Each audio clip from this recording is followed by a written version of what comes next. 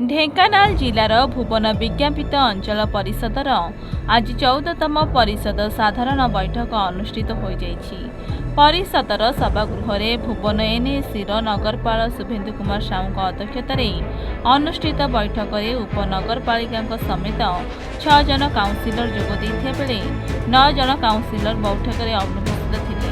तेबे सबुठारु रोचकपूर्ण और गुरुत्वपूर्ण घटना है जहाँ समस्त चकित करिछि।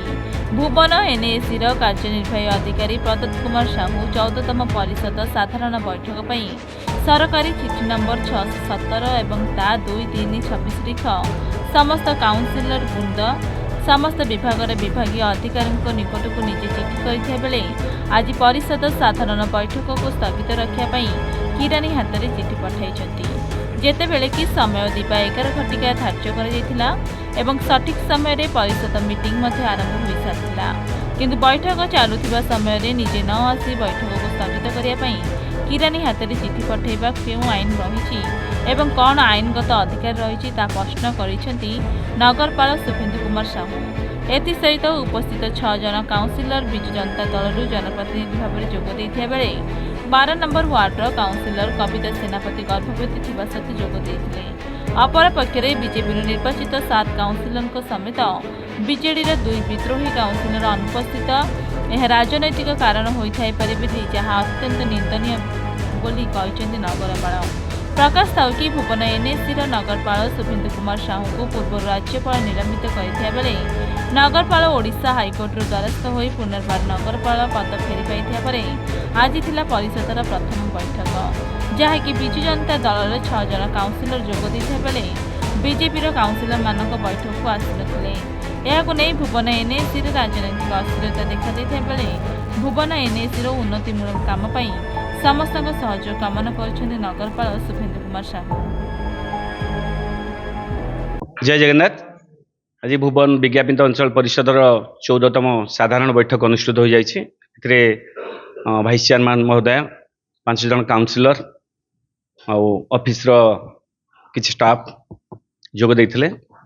क्षोभ परितापर विषय मीटिंग थिला हमर बैठक थिला 11 मध्य राइट 11 मीटिंग आरंभ करा जायथिला एवं 11:17 रे भुवन विज्ञापित अंचल परिषदर कार्यनिर्वाही अधिकारी मत गोटे चिट्ठी देइथिले मीटिंग की पोस्टपोन करिया पई। दुख और परितापर विषय तांकर कोनोसी अधिकार नाही गोटे निर्वाचित प्रतिनिधि की बैठक परिषदर बैठक को से कैंसिल करिया पई तांकर कोनोसी अधिकार नाही। सेति पई मु दुख प्रकाश करबा सहित तांको घोर निंदा करूची एवं बैठक में मध्य आलोचना यह कि समस्त निंदा प्रस्ताव देते चिट्ठी को लेकिन चिट्ठी दबार कौन अधिकार नाला।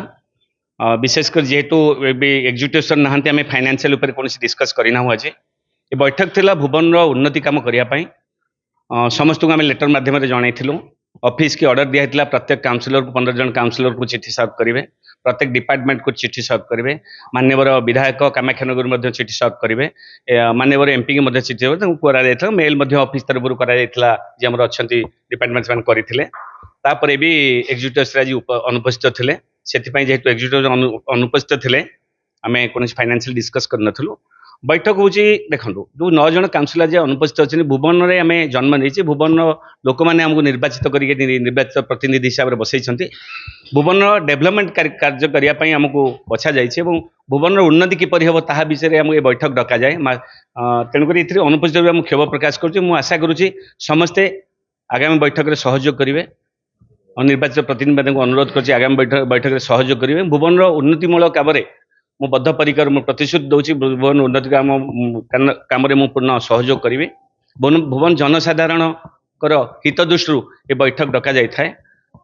तो मु आज तो बैठक बहुत भल लगे बहुत 14तम बैठक अनुष्ठित होती एग्जीक्यूटिव जो चिट्ठी देते तो मुझे चिट्ठी माध्यम जहाँ 2-3टा कारण देते कि मीटिंग आरंभ हवा पर 11 मीटिंग आरंभ है आज 11:17 मत चिट्ठी आसी मीटिंग पोस्टपोन करने ऑफिस पीएन मत आनिदेले।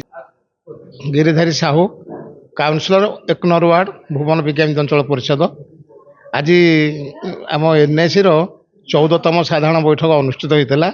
शुभेन्दु साहू आमर नगरपाल अध्यक्षतार मीटिंग बसला। 15 जन काउंसिलर आम 6 जन काउंसिलर उपस्थित थे। अन्य कहीं ଉପସ୍ଥିତ ହେଲାନି କିଛି ୟା ଦ୍ୱାରା ବୁଝା ପଡ଼ୁନି। ସେ ଯାହା ହଉ ଭଲରେ ଭଲରେ ଆଜି ମିଟିଂଟି ହେଲା ଏବଂ କୌଣସି ଆର୍ଥିକ ପରିଚାଳନାଗତ ନିଷ୍ପତ୍ତି ନିଆଯାଇ ନାହିଁ। ଯେହେତୁ ଏଇଟା ମାନେ ଅର୍ଦ୍ଧାଧିକ ନଥିଲେ ତେଣୁ କୋରମ ଯୋଗୁଁ ହେଇଯାଇଛି, କିଛି ଅସୁବିଧା ନାହିଁ। ଢେଙ୍କାନାଳ ଭୁବନରୁ କ୍ଷୀରଚନ୍ଦ୍ର ନାୟକଙ୍କ ରିପୋର୍ଟ, ଓଡ଼ିଶା।